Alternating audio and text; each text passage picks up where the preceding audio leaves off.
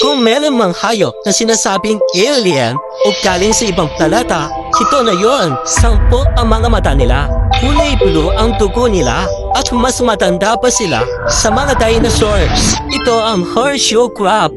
Well, hindi sila totoong crab. Mas sadilidan pa sila sa mga gagamba o alatan. Nabubuhay na sila 445 million years ago pa. Yes, mas matanda pa sila sa ilang mga bituin sa alawakan. Gaya ng Sirius at Betelgeuse. Meron din silang 10 mata. At yung iba, nasa buwanto pero ang pinaka-alien na picture nila, kulay asul ang dugo nila. And their blood is also a gold mine of medicine. Kaya nitong mandetect ng toxic bacteria.